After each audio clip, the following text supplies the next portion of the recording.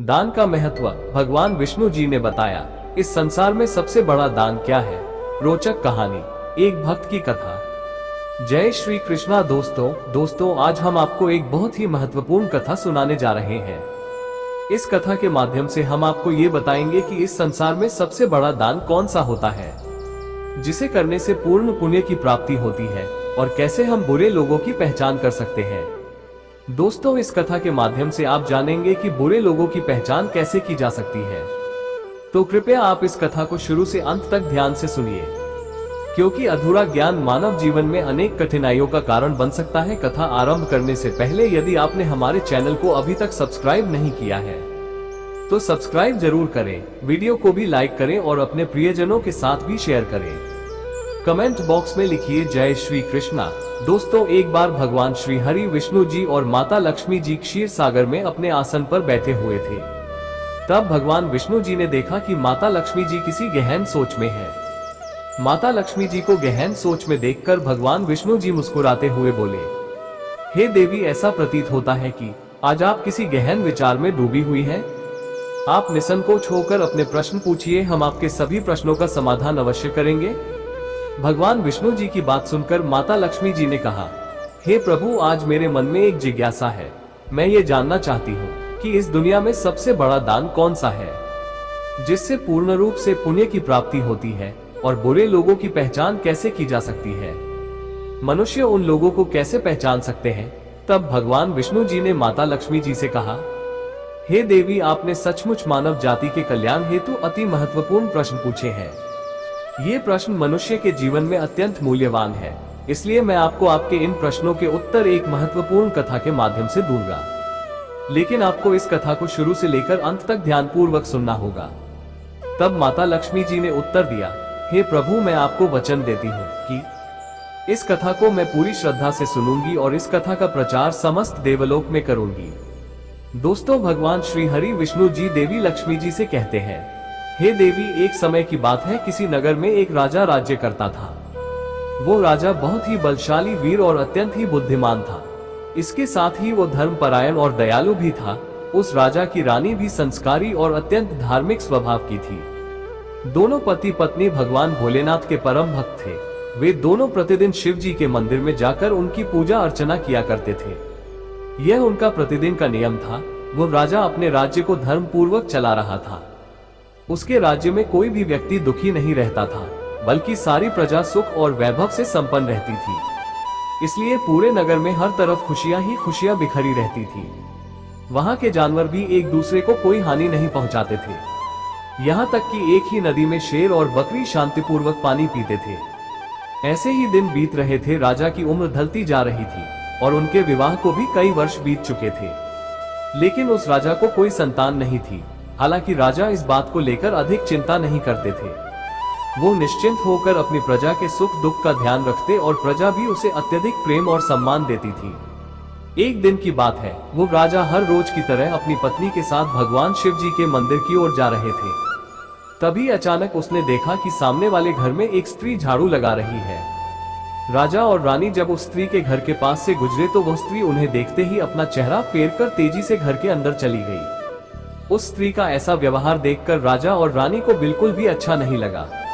राजा उस समय अपनी रानी के साथ भगवान भोलेनाथ की पूजा करने के लिए मंदिर जा रहा था, इसलिए उसने उस स्त्री से कुछ नहीं कहा और सीधे मंदिर पहुंचकर भगवान शिव जी की पूजा अर्चना की।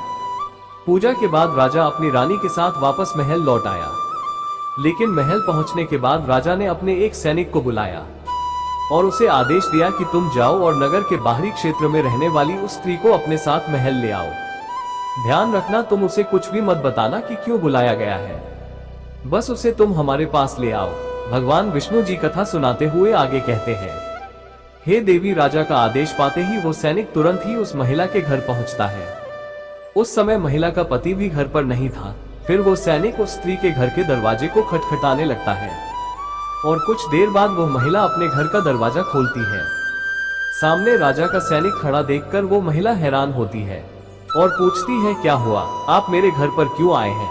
उस महिला की बात सुनकर राजा का वो सैनिक उससे कहता है, चलो मेरे साथ, महाराज ने तुम्हें राजमहल में बुलाया है, उन्हें आपसे कुछ बात पूछनी है। ये सुनकर वो महिला अपने मन में सोचती है, आखिर महाराज का आदेश है, इसे ठुकराया तो नहीं जा सकता, मुझे राज दरबार में जाना ही होगा। उसके बाद वो सैनिक उस स्त्री को अपने साथ लेकर राजमहल पहुंच गया। महल में पहुंचकर वो महिला राजा को प्रणाम करती है और कहती है, हे महाराज, आपने मुझे अचानक यहाँ राजमहल में क्यों बुलाया है? क्या मुझसे कोई गलती हो गई है? उस स्त्री की बात सुनकर राजा कहता है, तुम मुझे एक बात बताओ, आज सुबह जब मैं और मेरी पत्नी भगवान शिव जी के मंदिर जा रहे थे तो तुमने मुझे देखकर अपना मुंह फेर लिया और मुझे आते हुए देखकर तुम दौड़ते हुए अपने घर में चली गई। तुमने मुझे देखकर ऐसा दुर्व्यवहार क्यों किया? तब वो महिला निर्भीकता से राजा से कहती है, हे महाराज, आप भले ही मुझे मृत्युदंड दे दे तो भी मुझे कोई ऐतराज नहीं, परंतु मैं सच ही कहूंगी। आपके महल में बड़े बड़े विद्वान हैं, पंडित हैं, अगर मैं गलत बात बोलूं तो आप उनसे पूछ सकते हैं कि हमारे नगर में यह मान्यता है कि जो सुबह सुबह आपका चेहरा देख लेता है तो उस व्यक्ति का पूरा दिन खराब हो जाता है, क्योंकि आप संतानहीन हैं, अभी तक आपको संतान की प्राप्ति नहीं हुई है। इसी कारण मैंने आपका मुंह देखकर अपना मुंह फेर लिया था और अपने घर के अंदर चली गई थी। उस महिला की ऐसी बात सुनकर राजा आश्चर्य में पड़ जाता है। वो अपने मन में सोचता है कि यह महिला तो बिल्कुल सत्य कह रही है। यदि किसी नगर के राजा को संतान नहीं हो तो यह उसकी प्रजा के लिए बिल्कुल भी शुभ नहीं माना जाता। उसके बाद राजा उस महिला को वापस अपने घर जाने की अनुमति देता है। फिर राजा अपने मन में यह विचार करने लगता है कि अब मुझे भगवान शिव जी के मंदिर में जाकर संतान प्राप्ति के लिए यज्ञ करना चाहिए। ऐसा सोचकर वो राजा अपने कक्ष में लौटकर रानी से कहता है, हे प्रिय, हमारे नगर के लोग हमारे चेहरे को देखना भी पसंद नहीं करते हैं, क्योंकि हमारे पास अभी तक कोई संतान नहीं है, इसलिए हमें भगवान शिव जी के मंदिर में जाकर संतान प्राप्ति का यज्ञ करना चाहिए। हम भगवान भोलेनाथ के मंदिर में चलते हैं और भगवान शिव जी से प्रार्थना करते हैं कि वे हमें पुत्र प्रदान करें। राजा की बात सुनकर रानी भी उसकी बात मान लेती है। फिर राजा और रानी दोनों भगवान शिव जी के मंदिर पहुंचते हैं और भगवान शिव जी की पूजा करके संतान प्राप्ति के लिए यज्ञ का आयोजन करते हैं। भगवान विष्णु जी कथा सुनाते हुए आगे कहते हैं, हे देवी, पुत्र प्राप्ति के लिए राजा और रानी ने यज्ञ का आयोजन किया, लेकिन यज्ञ संपन्न होने के बाद भी उन्हें संतान की प्राप्ति नहीं हुई। यज्ञ के निष्फल होने से राजा अत्यंत निराश हो गया। यज्ञ का आयोजन करने वाले पंडित जी भी सोच में पड़ गए। पंडित जी ने मन ही मन सोचा, अब तक जितने भी यज्ञ मैंने किए हैं उनमें से कोई भी यज्ञ आज तक विफल नहीं हुआ है। इसका अर्थ यह है कि शायद इस राजा के भाग्य में ही खोट है और ऐसा प्रतीत होता है कि ईश्वर ने इस राजा के भाग्य में संतान का योग नहीं लिखा है, इसलिए संतान प्राप्ति का यज्ञ करने के बाद भी उसे संतान की प्राप्ति नहीं हुई। राजा हर संभव प्रयास करके थक चुका था और अब वो गहरे निराशा में डूबा रहता था। वो दिन रात संतान की कमी के बारे में सोचता और चिंता में खोया रहता था। एक दिन सिंहासन पर बैठे बैठे राजा को अचानक एक बात याद आती है कि दूसरे नगर के वन में एक महात्मा जी निवास करते हैं, जिनकी ख्याति दूर दूर तक फैली है। राजा के मन में विचार आता है कि शायद उन महात्मा के पास मेरे इस कष्ट का कोई समाधान हो। अगर मैं उनके पास जाऊं तो संभवतः वे मुझे पुत्र प्राप्ति का कोई उपाय बता सके। मुझे उनके पास जाना चाहिए। अपने मन में यह निर्णय लेकर राजा तुरंत अपनी रानी के पास जाता है और उससे कहता है, हे प्रिय, दूसरे नगर के वन में एक महान तपस्वी और ज्ञानी महात्मा जी रहते हैं। मुझे लगता है कि हमें उनके पास जाना चाहिए। हो सकता है कि वे हमें पुत्र प्राप्ति का कोई मार्ग सुझा दें। फिर रानी भी राजा की इस बात से सहमत हो गई। रानी ने कहा, हे स्वामी, आपकी बात बिल्कुल सही है, हमें महात्मा जी से अवश्य मिलना चाहिए। रानी की सहमति पाकर राजा और रानी दोनों ने एक रथ में बैठकर महात्मा जी के दर्शन के लिए दूसरे वन की ओर प्रस्थान किया। कुछ समय के बाद वे दोनों वन में पहुंच गए। रथ से उतरकर राजा और रानी दोनों जंगल के भीतर जाने लगे। ऊंचे नीचे रास्तों से गुजरते हुए वे महात्मा के आश्रम की ओर बढ़ने लगे। भगवान विष्णु जी कथा सुनाते हुए आगे कहते हैं, हे देवी, फिर राजा और रानी वन के भीतर महात्मा जी की कुटिया के पास पहुंच जाते हैं। वहां वे देखते हैं कि महात्मा जी एक विशाल वृक्ष के नीचे ध्यान मग्न होकर साधना में लीन है। ये दृश्य देखकर राजा और रानी कुछ देर तक खामोशी से खड़े रह जाते हैं ताकि महात्मा जी की साधना में कोई विघ्न न आए। दोनों हाथ जोड़कर विनम्रता पूर्वक महात्मा जी के सामने खड़े रहते हैं। कुछ समय बाद महात्मा जी अपनी साधना से बाहर आते हैं और अपनी आंखें खोलते हैं। तब वे देखते हैं कि राजा और रानी उनके सामने अपने दोनों हाथों को जोड़कर खड़े हुए हैं। वे महात्मा जी उस राजा को अच्छी तरह से जानते भी थे, इसलिए वे राजा को देखते ही पहचान लेते हैं और राजा से मुस्कुराते हुए कहते हैं, हे राजन, आज आप यूं अचानक से हमारे पास किस प्रयोजन से पधारे हैं? तब राजा ने नम्रता से महात्मा जी को प्रणाम किया और अपनी व्यथा महात्मा जी को कह सुनाई। उसने बताया कि कैसे उन्होंने पुत्र प्राप्ति के लिए यज्ञ किया, परंतु सभी व्यर्थ गए। ये सब सुनने के बाद महात्मा जी कुछ क्षणों के लिए मौन हो गए और अपनी आंखें बंद कर ली। वे ध्यानस्थ होकर राजा के जीवन की घटनाओं का आंतरिक दृष्टि से अवलोकन करने लगे। कुछ समय बाद महात्मा जी ने अपनी आंखें खोली और गंभीर स्वर में बोले, राजन, मैंने आपके जीवन का एक ऐसा सत्य देखा है जिसे सुनकर आपको कष्ट हो सकता है। आपके पिछले जन्म में किए गए एक पाप का फल इस जन्म में आप पर भारी पड़ रहा है। आपने पिछले जन्म में एक ऐसा घोर पाप किया था जिसके परिणाम स्वरूप इस जीवन में आपके भाग्य में संतान प्राप्ति का योग नहीं है। इसी कारण से आपके सभी प्रयास निष्फल हो रहे हैं। भगवान विष्णु जी कथा सुनाते हुए आगे कहते हैं, हे देवी, महात्मा जी की बातें सुनकर राजा उनके चरणों में गिर पड़ा और विनती करते हुए बोला, हे महात्मा जी, कृपा करके आप ऐसा मत कहिए, आप ही हमारे दुख को हरने का कोई उपाय सुझाए। राजा की यह व्याकुलता देखकर महात्मा जी ने उसे सहारा देकर अपने चरणों से उठाया और बोले, हे राजन, इतनी अधीरता आपको बिल्कुल भी शोभा नहीं देती।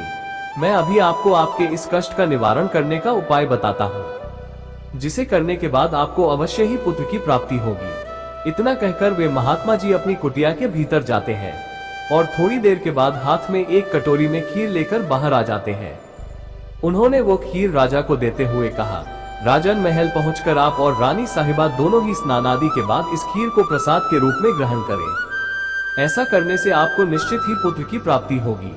परंतु राजन, आप मेरी एक बात याद रखना, इस पुत्र की आयु मात्र 20 वर्ष की ही होगी। जिस दिन आपके पुत्र की आयु 20 वर्ष की होगी उसी दिन उसकी मृत्यु हो जाएगी। महात्मा जी की इस बात को सुन राजा गहरी सोच में डूब गया। वो अपने मन में सोचने लगा, चलो 20 वर्ष के लिए ही सही, परंतु इस संतानहीनता का कलंक तो मिट जाएगा, हमें संतान का सुख तो मिलेगा। राजा ने मन ही मन इस बात को स्वीकार कर लिया और महात्मा जी से निवेदन किया, हे महात्मा, आपका आशीर्वाद और मार्गदर्शन स्वीकार है, कृपा करके हमें यह अवसर दे। महात्मा जी ने मुस्कुराते हुए राजा को आशीर्वाद दिया। राजा और रानी ने महात्मा जी को प्रणाम किया, उनकी चरण वंदना की और विनम्रता पूर्वक आभार व्यक्त किया। इसके बाद राजा और रानी अपने रथ में बैठकर महल की ओर लौट चले। इसके बाद महल पहुंचकर राजा और रानी स्नान आदि कर भगवान भोलेनाथ जी का प्रसाद मानते हुए श्रद्धा से उस खीर को ग्रहण करते हैं। उसके कुछ ही दिनों बाद रानी गर्भवती हो जाती है, जिससे रानी बहुत ही प्रसन्न हो जाती है। जब राजा ने ये शुभ समाचार सुना तो वह भी खुशी से झूम उठा। संतान प्राप्ति का ये सुखद समाचार सुनने के बाद राजा ने महात्मा जी के प्रति अपनी कृतज्ञता प्रकट करने का निश्चय किया। राजा अपने रथ में ढेर सारे फल फूल, वस्त्र और अन्य भेंट सामग्रियां रखकर वन में महात्मा जी की कुटिया की ओर चल पड़ा। कुटिया के निकट पहुंचकर राजा ने अपने रथ को रोक दिया और विनम्र भाव से नीचे उतरकर महात्मा जी के पास पहुंचा। महात्मा जी ध्यान मग्न बैठे थे।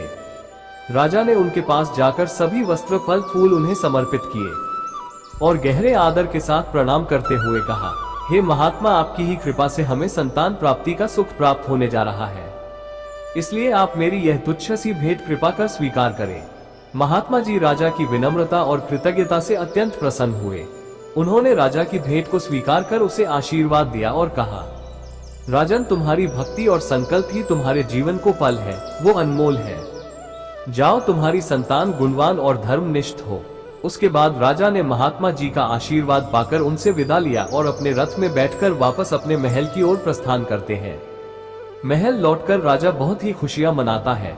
भगवान विष्णु जी कथा सुनाते हुए आगे कहते हैं, हे देवी, ऐसे ही दिन बीत रहे थे, आखिरकार वो शुभ दिन आया जब राजा के यहाँ एक पुत्र का जन्म हुआ। पुत्र के जन्म से जैसे महल में खुशियों की बयार बहने लगी। राजा ने पुत्र प्राप्ति की खुशी में पूरे नगर में उत्सव का आयोजन किया। महल को फूलों और रंग बिरंगी संगीत अपने पिता के ही गुणों का प्रतीक बनते हुए बड़ा होने लगा। वो अपने पिता की तरह ही धर्मनिष्ठ, आत्मानुभूति, मत्ता, शौर्य और भक्ति के गुण प्रकट होने लगे, जिससे राजा का हृदय गर्व से भर उठता। शौर्यवीर के गुणों और आचरण को देखकर सभी आश्वस्त थे कि वो एक दिन अपने पिता की तरह महान राजा बनेगा। जैसे जैसे समय बीता, राजा का हृदय गर्व और खुशी से भरता गया। संतान सुख की प्राप्ति ने उसकी सभी चिंताओं को मानो हर लिया था और वह अपने पुत्र में संपूर्ण संसार का आनंद खोजने लगा। वो राजा पुत्र के प्रति अपने स्नेह में इतना डूब गया कि वह यह महत्वपूर्ण बात भी भूल बैठा कि उसके पुत्र की आयु मात्र 20 वर्ष तक की है। भगवान विष्णु जी कथा सुनाते हुए आगे कहते हैं, हे देवी, फिर एक दिन जब उस राजा को ये बात याद आती है कि उसके पुत्र की आयु मात्र 20 वर्ष की ही है, इसलिए जब राजा के पुत्र शौर्यवीर की आयु 15 वर्ष हो जाती है, तब वह राजा दिन रात पुत्र के भविष्य को लेकर व्याकुल रहने लगा। इस बीच एक अन्य नगर में एक महापराक्रमी राजा का राज्य था। उस राजा की एकमात्र पुत्री थी जो अपनी सुंदरता और दयालुता के लिए प्रसिद्ध थी। वो देखने में ऐसी लगती थी मानो स्वर्ग की अप्सरा स्वयं धरती पर उतर आए हो। वो बहुत ही दानी स्वभाव की थी क्योंकि उसने अपने माता पिता से धर्म और संस्कारों की शिक्षा ली थी, इसलिए उसका हृदय करुणा और उदारता से भरा हुआ था। वो प्रतिदिन सुबह उठकर पक्षियों को दाना डालती और अपने द्वार पर आने वाले साधु, संतों, भिक्षुओं को सदा ही आदर से भोजन कराती थी। कोई भी भूखा उसके द्वार से खाली हाथ नहीं लौटता था। ऐसे ही दिन बीत रहे थे। उस राजा की पुत्री भी अपने गुणों के साथ बड़ी हो रही थी। एक दिन जब शौर्यवीर के पिता को ये बात पता चली कि दूसरे नगर में एक वीर और पराक्रमी राजा राज्य करता है, जिसकी पुत्री गुणों की खान है, साथ ही वो अत्यंत सुंदर भी है, तो राजा ने अपने मन में सोचा कि ऐसी धर्मात्मा और तेजस्वी कन्या के साथ अपने पुत्र शौर्यवीर का विवाह करना उचित रहेगा। मुझे इसी प्रकार की कन्या की तलाश थी जिसके साथ मैं अपने पुत्र का विवाह कर सकूं और हमारी वंश परंपरा को बनाए रख सके। इस विचार के साथ ही राजा ने अपने मन में निर्णय किया कि वो उस राजा से प्रस्ताव रखेगा जिससे वो अपने पुत्र शौर्यवीर का विवाह उस सुंदर और धार्मिक कन्या के साथ कर सके। भगवान विष्णु जी माता लक्ष्मी से कहते हैं, हे देवी, फिर शौर्यवीर के पिता ने अपने पुत्र के विवाह का प्रस्ताव संदेशवाहक के माध्यम से दूसरे नगर के राजा तक पहुंचाया। जब दूसरे नगर के राजा ने ये प्रस्ताव सुना तो उसने अपने मन में विचार किया कि चलो अब मुझे अपनी पुत्री का विवाह कर देना चाहिए, और मैंने सुना है कि इस राजा के पुत्र की आयु मात्र 20 वर्ष ही है। इस राजा का पुत्र बहुत ही योग्य, पराक्रमी और धर्मपरायण है। भले ही उसकी आयु का भविष्य अनिश्चित हो, इसलिए अगर उसके यहाँ कोई पुत्र पैदा हो गया तो उसका वंश आगे बढ़ता रहेगा, जिससे पुत्री भी अपनी संतान के साथ सुखी रहेगी। इन विचारों को मन में संजोए हुए उस राजा ने शौर्यवीर के विवाह प्रस्ताव को सहर्ष स्वीकार कर लिया। फिर कुछ ही दिनों के भीतर शुभ मुहूर्त में शौर्यवीर का उस राजकुमारी के साथ विवाह हो गया। वो राजकुमारी न केवल सुंदर थी बल्कि बहुत ही दयालु स्वभाव की थी। उसने अपने बचपन से ही यह नियम अपनाया था कि जब तक वो किसी भूखे या असहाय प्राणी को भोजन नहीं करवाती तब तक वो स्वयं भोजन ग्रहण नहीं करती। उसके माता पिता ने उसे सेवा और दान की भावना सिखाई थी और उसने उसे अपने जीवन का अटूट हिस्सा बना लिया था। विवाह के पश्चात राजकुमारी का ये नियम उसके ससुराल में भी जारी रहा। हर सुबह वो महल के द्वार पर जाकर जरूरतमंद लोगों को भोजन करवाती और अपने हाथों से उन्हें अन्नदान करती। उसकी ये दया भावना देखकर महल के सभी लोग उसका बहुत सम्मान करने लगे थे। धीरे धीरे ऐसे ही समय गुजर रहा था और हर गुजरते दिन के साथ शौर्यवीर की उम्र भी बढ़ रही थी। राजा और रानी इस बात को लेकर मन ही मन चिंतित रहते कि उनका पुत्र अब अपने जीवन के अंतिम समय की ओर बढ़ रहा है। उन्हें महात्मा की वो भविष्यवाणी हमेशा याद रहती कि शौर्यवीर की आयु केवल 20 वर्ष ही होगी। इस दुखद सत्य को केवल राजा और रानी ही जानते थे। उन्होंने यह बात किसी और को नहीं बताई थी ताकि महल में कोई चिंता का माहौल न बने। जैसे जैसे शौर्यवीर की आयु 20 वर्ष की ओर बढ़ती जा रही थी, राजा और रानी के दिल की धड़कनें तेज हो जाती। अपने पुत्र के प्रति उनका प्रेम और मोह इतना अधिक था कि वे चाहकर भी इस चिंता से मुक्त नहीं हो पाते थे। भगवान विष्णु जी कथा सुनाते हुए आगे कहते हैं, हे देवी, फिर वो दिन भी आ जाता है जब शौर्यवीर के जीवन के मात्र 3 दिन शेष रह जाते हैं। राजा और रानी का दिल भारी हो जाता है। राजा बार बार अपने मन में सोचने लगा कि अब मैं क्या करूं? मेरा पुत्र 3 दिन बाद मुझसे हमेशा के लिए दूर हो जाएगा। क्या कोई ऐसा उपाय नहीं है जिससे मैं उसे बचा सकूं? रानी भी इस दुख से भरी थी और हर पल अपने पुत्र के जीवन की कल्पना करती रहती। इसलिए उनके पुत्र मोह ने उन्हें बीमार और कमजोर बना दिया था।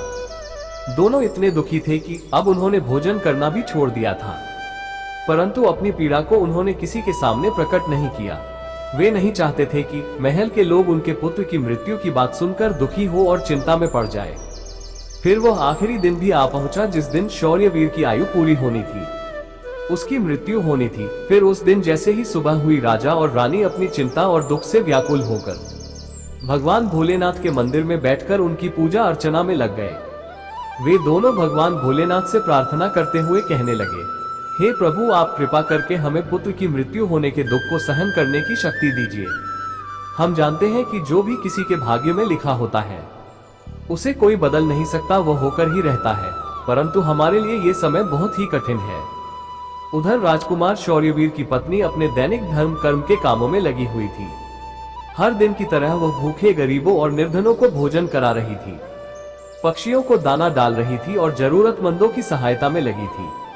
उसे अपने पति की आयु के बारे में कुछ भी पता नहीं था, इसलिए वो निश्चिंत होकर अपने कार्यों में मग्न थी। इसी बीच यमलोक में धर्मराज जी ने देखा कि आज राजकुमार शौर्यवीर की मृत्यु का दिन है, तो उन्होंने तुरंत ही अपने 2 प्रमुख दूतों को बुलाया और उन्हें आदेश दिया, जाओ और अब से कुछ समय बाद राजकुमार शौर्यवीर के प्राण उसके शरीर से निकालकर अपने साथ यमलोक ले आओ, परंतु ध्यान रहे कि उसकी मृत्यु एक विशेष कारण से होनी है। उसकी मृत्यु एक सांड द्वारा उसे पीछे से ठोकर मारने से ही होगी। जब वो सांड राजकुमार शौर्यवीर को पीछे से ठोकर मारेगा, तभी उसके प्राण हमारे पास आ सकेंगे। इसके लिए तुम दोनों एक सांड के पास जाकर उसे राजकुमार शौर्यवीर की मृत्यु के लिए प्रेरित करो। धर्मराज के आदेशानुसार वे दोनों दूत यमलोक से धरती पर जाने के लिए तत्पर हो गए। भगवान विष्णु जी माता लक्ष्मी से कहते हैं, हे देवी, वे दोनों यमदूत राजकुमार शौर्यवीर के प्राण लेने के लिए आकाश मार्ग से होते हुए पृथ्वी लोक पहुंच जाते हैं। दूसरी ओर धर्मराज की माया के प्रभाव से एक सांड ने अपने मन में सोचा कि आज मुझे राजमहल के सुंदर बगीचे में प्रवेश करना चाहिए और वहां घूमना चाहिए।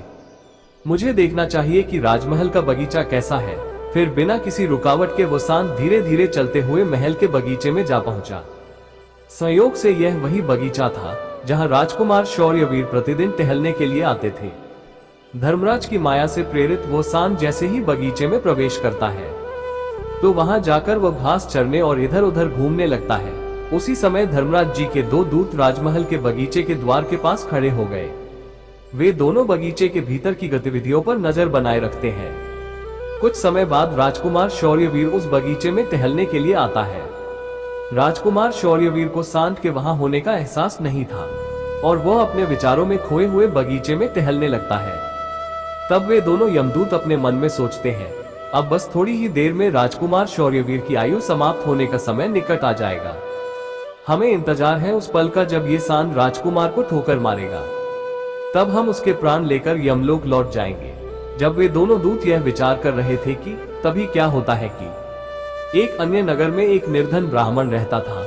उस ब्राह्मण की एक पुत्री थी जिसका समय रहते उसने विवाह कर दिया था, लेकिन दुर्भाग्य से उसकी बेटी का पति एक दुष्ट प्रवृत्ति का व्यक्ति था, जो बहुत ही मदिरापान करता था, जुआ खेलता था और पराई स्त्रियों के साथ संबंध बनाता था।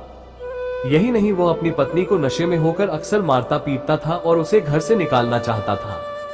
उसकी इस आदत के कारण गरीब ब्राह्मण की बेटी बहुत ही दुखी और पीड़ित रहने लगी थी।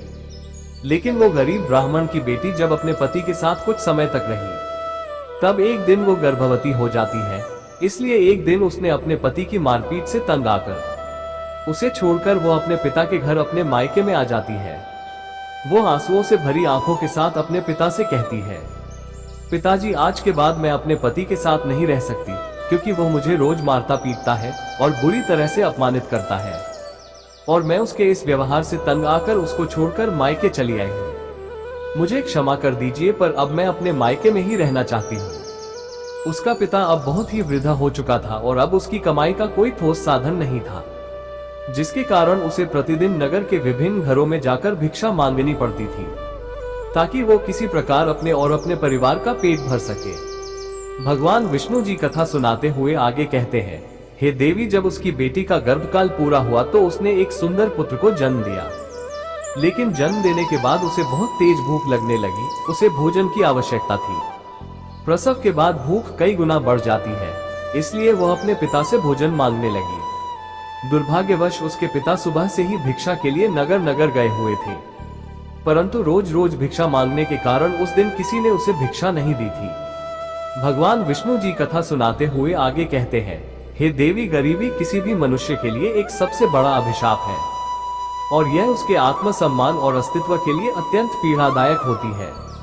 उधर उस गरीब ब्राह्मण को किसी ने भी भोजन नहीं दिया, इसलिए वो खाली हाथ ही घर वापस लौट आता है। इधर उसकी पुत्री भूख से बहुत ही व्याकुल हो रही थी। जब वृद्ध ब्राह्मण निराश होकर खाली हाथ घर लौटा और उसकी बेटी ने उसे बिना भोजन के आते देखा तो वो दुखी होकर रोते हुए अपने पिता से बोली, पिताजी, अब मुझसे भूख सहन नहीं होती। पूरे 3 दिन बीत चुके हैं और मैंने भोजन का एक भी कण नहीं खाया है। अब तो ऐसा लगता है कि भूख के कारण मेरे प्राण ही निकल जाएंगे। लेकिन अगर आपको कुछ भिक्षा में मिला हो तो मुझे खाने को दे दीजिए, नहीं तो मेरे प्राण निकल जाएंगे। तब उसका वृद्ध पिता अपनी बेटी को सांत्वना देते हुए कहता है, पुत्री, मैं कुछ ही देर में लौटूंगा। मैं अब दूसरे नगर में जाऊंगा और वहां के राजा के महल के द्वार पर जाकर भिक्षा मांगूंगा। अगर वहां से मुझे कुछ भी मिल जाता है तो तुरंत तुम्हारे लिए लेकर आऊंगा। अपनी बेटी से ये कहकर वृद्ध ब्राह्मण वहां से निकल पड़ा। इधर राजकुमार शौर्यवीर की पत्नी, जो कि रोजाना गरीबों को भोजन करवाती थी, उस दिन उस नगर के राजा और रानी दोनों अत्यधिक बीमार पड़ गए थे, क्योंकि पुत्र मोह के कारण वे बहुत ही चिंतित थे और शौर्यवीर की पत्नी उनके कक्ष में थी। इसलिए आज उसने गरीबों को भोजन नहीं करवाया था, परंतु उसने अपने पति के लिए भोजन बनाया था और भोजन की थाल सजाकर रख दी थी कि जब उसका पति बगीचे से लौटेगा तो वो उसे भोजन कराएगी, क्योंकि उसका पति अपने माता पिता के पास बैठकर उनकी सेवा करके अपने बगीचे में घूमने के लिए गया हुआ था। भगवान विष्णु जी कथा सुनाते हुए आगे कहते हैं, हे देवी, इधर वो वृद्ध ब्राह्मण राजमहल के द्वार पर पहुंच जाता है। जब राजकुमार की पत्नी ने उसे देखा तो उसके मन में उस वृद्ध ब्राह्मण के प्रति दया उमड़ आई। उसके बाद वह वृद्ध ब्राह्मण उस राजकुमार की पत्नी की तरफ देखकर विनम्रता से उससे कहता है, हे पुत्री, यदि मुझे इसमें से कुछ भोजन मिल जाए तो तुम्हारा बड़ा ही उपकार होगा। राजकुमार की पत्नी को उस ब्राह्मण की बात सुनकर उस पर बहुत दया आई। उसने सोचा, ये तो कोई गरीब ब्राह्मण है जो भूखा है और मुझसे कुछ भोजन मांग रहा है। ये सोचकर राजकुमार की पत्नी उसे भोजन देने के लिए तैयार हो गई। लेकिन अचानक वह अपने मन में सोचने लगती है कि ये भोजन तो मैंने अपने पति के लिए बनाया है, अगर मैं इन्हें ये भोजन दे दूंगी तो मेरे पति क्या खाएंगे।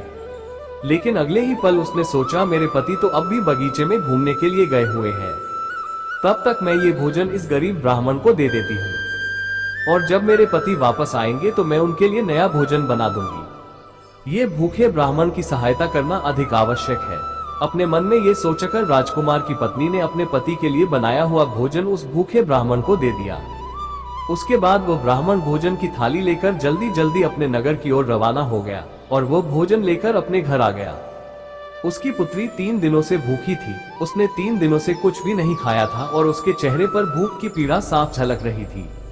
उधर राजकुमार शौर्यवीर, जो बगीचे में टहलने गया था, अपने कक्ष की ओर वापस लौट रहा था। बगीचे के बाहर खड़े यमदूत राजकुमार के प्राण लेने के लिए तैयार थे और एक सांड भी धर्मराज की माया से प्रेरित होकर वहीं घूम रहा था। वे दोनों यमदूत मन में सोच रहे थे कि बस अब कुछ ही पल बाकी है और जैसे ही सांड राजकुमार को पीछे से ठोकर मारेगा, हम राजकुमार के प्राण हर लेंगे और यमलोक लौट जाएंगे। भगवान विष्णु जी माता लक्ष्मी से कहते हैं, हे देवी, इधर वह वृद्ध ब्राह्मण अपने घर पहुंचा और उसने तुरंत अपनी भूखी बेटी को वो भोजन दे दिया। तब उसकी बेटी उससे कहने लगी, पिताजी, यह भोजन आप कहां से लाए हैं। तब वृद्ध ब्राह्मण ने उत्तर देते हुए कहा, पुत्री, यह भोजन मुझे दूसरे नगर की महारानी ने दिया है। उस नगर के राजा की पुत्र वधू बहुत ही दयालु और उदार हृदय की है। उसने मुझ पर दया करके मुझे ये स्वादिष्ट भोजन दिया है।